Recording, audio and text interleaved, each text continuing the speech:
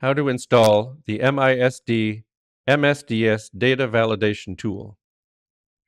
Begin by going to a web browser and search for MISD MSDS. On the results page, click on the first item. On the MISD page, scroll down to the Program Download section and click on the link to download the program. Save the program someplace on your computer where you can access it. Go to the downloaded program and double-click the zip file. In the zip file, double-click the program application to begin the installation process. On the pop-up window, click the Browse button. Save the program in a location on your computer such as the desktop.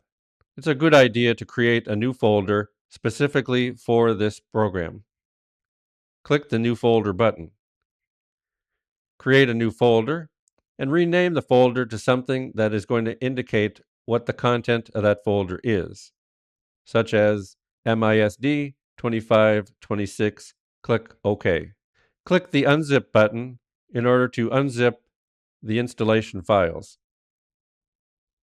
When the files have been unzipped successfully, you will get the success message. Access the MISD 2526 folder you just created. Scroll down the list of files that are in the folder until you get to the MISD MSDS application file. Double-click to launch the program.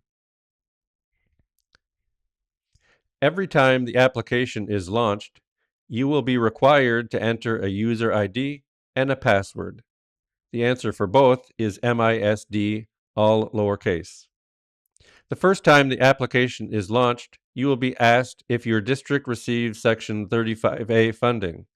Answer yes or no, then click Save. Also, the first time the application is launched, a database will have to be created. Click OK.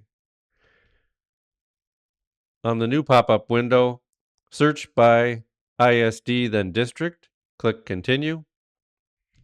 Search for your ISD and double-click. Search for your district and double-click. That will then take you into the main application. You will see the count day listed at the top, the name of your district at the bottom, and you are now ready to upload or import the data files from your SIS. Thank you so much for watching.